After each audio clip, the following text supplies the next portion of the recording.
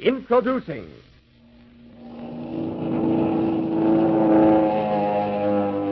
the Daredevils of Hollywood. Hey,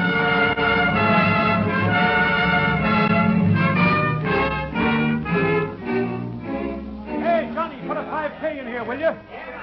Over a little. Yeah, that's right. Now make it hot. You want a high hat on this camera, Mr. Martin? No, that's okay. Well, are you all set, Joe?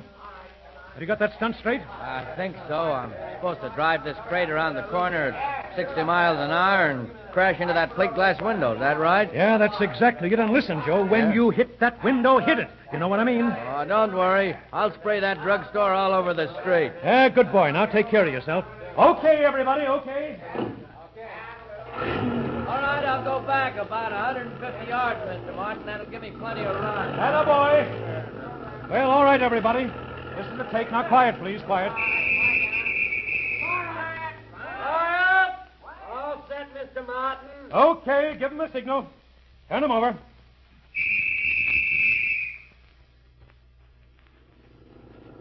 Boy, I hope he makes it. Yeah, listen, don't worry. That boy knows his stuff. Oh, say, look at him go around that corner.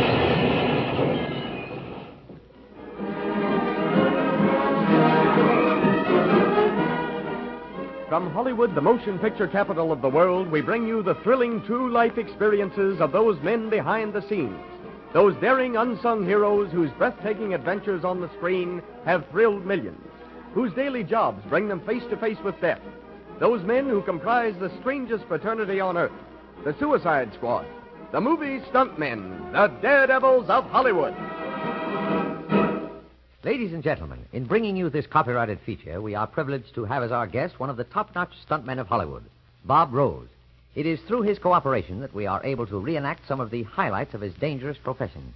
The thrilling scenes you are about to hear are his own actual experiences. Bob Rose is here in the studio right now, and later in the program we will bring him to the microphone. But first, let us learn something of his job. It is a typical California day in 1921. The picturesque shoreline of Laguna Beach lies stretched out for miles in a lazy sprawl. In some places, smooth beds of white sand glisten in the sunshine, while at other points, large, jagged rocks rear themselves majestically into a peaceful blue sky. At a point in these rocks, we find a single towering stone, which rises to a height of 40 feet, standing some short distance from the shore. It is here that a motion picture company has set up location. Ruth Rowland is making a serial, The White Eagle. A very difficult and dangerous scene is to be photographed, and Miss Rowland has called in Hollywood's top stuntman, Bob Rose, who is to do that scene. As we near a little makeshift lean-to which is being used as an office, we find Mr. Van Hayden, the director, his assistant, and Bob Rose. The director speaks. Well, I'm going to tell you right now, Bob, this is going to be plenty tough. Frankly, I don't know how you're going to do it. Don't you worry about that, Mr. Van Hayden. I've never seen one yet that Bob couldn't figure out. Well, now let's just start from scratch. What is the gag? Well, Bob, you see that big rock out there all by itself? Yeah? We're going to build a grass hut on the top of that rock.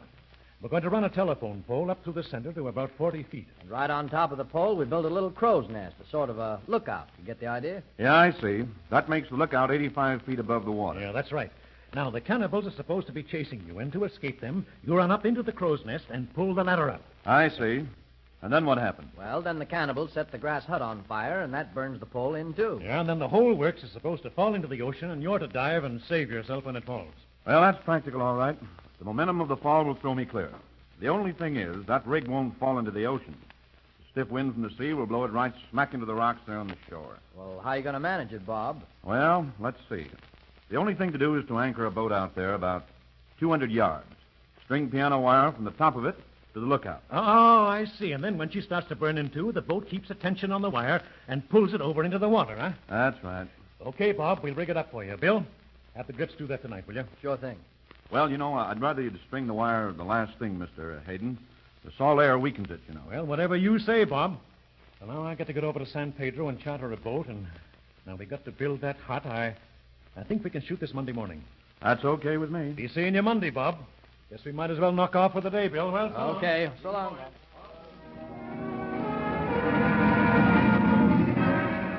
For the next 3 days, preparations are made for the big scene. It is now Monday morning. The location set is buzzing with activity. The sound of hammers and saws fades to silence as platforms, grass huts, and other properties shape into being. Every instruction has been carried out to the letter. That is, all but one. Through error, property men have strung the wire too soon, and Bob Rose, after a thorough inspection, has ordered new wire. This order, because of carelessness, has not been observed. So there, soaring into the air 85 feet, stands a tower supported by rusty, corroded strands of wire, attached to a boat 200 yards out to sea. A hard wind is blowing in from the ocean. The high pole is already swaying in the stiff breeze. Bob Rose, unaware of the imperfect rigging, stands at the foot of the ladder, puffing a cigarette. He is chatting with the director. Well, how do you feel, Bob? Oh, I'm okay. This is a cinch as long as that wire doesn't break. Well, if something does happen, maybe you can just dive into that little channel there between the big rock and the shore. Yeah, that'll be all right if the breakers happen to be rolling in just then. If the waves are running back to sea, well, the channel would only be about a foot deep. Oh, I think everything's going to be okay. Let's hope so anyway. Well, how about it? All set? Sure, anytime. I'm ready. Okay, everybody, all ready. Here we go. Now, Bob, you get up there and we'll take a picture. This is it. Come on. Ready, everybody? All right, now quiet down. Hey, stick a match to that hut now. All right, camera. Boy, that baby burns like gasoline, doesn't it? Yeah, it sure does. Look, that pole is catching already. Say, that wind is certainly blowing. Hey, take up the slack in that wire, men. Take up that slack and keep pulling it over. Oh, there goes the wire. Hey, for the love of Pete, the wire's broken. And the pole is going to fall. Look, he's rocking it. He's trying to break it over into the water. Yes, but he can't do that. The wind is blowing it back. It's falling. Look out! Hey, hurry over here with those fire extinguishers. Put out that fire. Bob, where are you? Hey, Mr. Van Hayden, come on over here. All right, Bob. Over here in this channel. Boy, it's sure a lucky thing that big wave came in or I'd never have made it. Oh, boy, what a narrow escape. Say, you rode that falling tower to about halfway down. Yeah, plenty luck, all right. But say, well, come on, let's get going. What you waiting for? Let's rig up another tower and make that next scene. Oh, no, that one was good enough for me. Say, boy, that's better than we planned.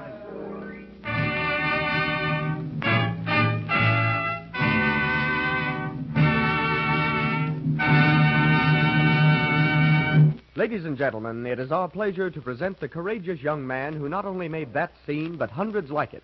Bob Rose, interviewed by Kurt Foreman. Well, you certainly had us going there for a minute, Bob. That was plenty exciting. It was pretty exciting at the time, too. Bob, tell me, how long have you been doing stunts for the movies? Now you're trying to find out my age. And I won't tell you. But I did work with Pearl White, Ruth Rowland, Eddie Polo, and a lot of those. That ought to give you some idea. Well, that's very interesting. Now, have you ever been injured in all these years? No, not seriously. There was a funny thing happened on an airplane gag once, though. Dick Grace was supposed to fly the ship. I was to do a transfer from a motorboat to the plane.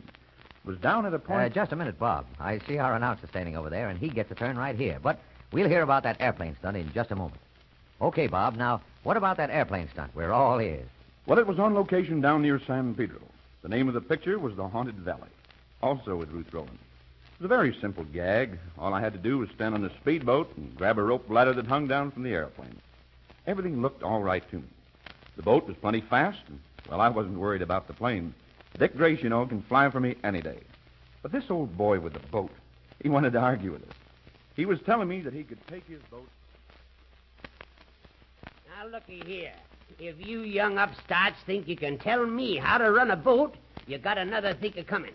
Why, I've been running boats for nigh on 40 years. Well, that's just fine, Pop. But you see, airplanes can turn as sharp as boats. When you go around that lighthouse, make your turn wide. Get the point? Of course I get the point. Of course I get it. You just leave this boat to me. I'll handle her. Okay. Crank her up and let's get going. You're all set, aren't you, Dick? Sure, anytime. Very ID. Them fellas are telling me how to run a boat. I'll show 'em. Hey, Bob, give me a crank, will you? Sure. Switch off. Contact. Contact. I'll be seeing you on the landing gear, Bob. Okay, Pop. You ready to ride? Let's get her going.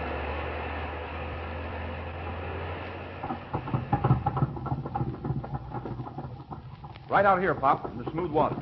You fellas sure got a funny way of making a living, ain't you? Yeah, I guess so, Pop, but not bad, though. Now, here he comes. Remember that wide turn around the lighthouse. Take it easy, Pop. Widen your turn. You're going too close to the lighthouse, Pop. Take it easy. Grab that ladder, son. Hang on. Hang on. It's dragging me off the boat. Widen your turn, Pop. Holy mackerel. It's dragging him through the water. Whooping. 85 miles an hour. Look at him bounce. Well, Bob, you certainly were in a tough spot there. Yeah, I sure was. What happened? What did you do? Well, I bounced along there for a while. An awful long while, it seemed to me. Then I hit a big swell that threw me all over the place. Well, threw me way up into the air, to be exact. That gave the ship a chance to gain altitude, and I climbed up the ladder and just got on the plane. It's too bad that you had to suffer for that old fellow's mistake. Now, look, how did you happen to get into this business? Well, just one of those things, you know. Just had to happen, that's all there was to it. I decided to be an aviator, and stuntman, there I was. Anyhow, it's a long, long story if I were to tell you all of it. I started out as a race jockey when I was 9 years old. Then about the age of 15, I started motorcycle racing, Wild West shows, high diving acts, and all kinds of things like that. Then I finally got to doing those things for the movies. Bob, if you had your life to live over again, would you be a stuntman? I sure would, boy. Uh-huh. Would a duck do without its wings? Uh-huh. Well, you've certainly given us an exciting and an entertaining time. And on behalf of our listeners, I want to sincerely thank you for coming here. I know that everyone joins me in hoping that we may have you on this program again very soon. Goodbye, old man, and happy landing.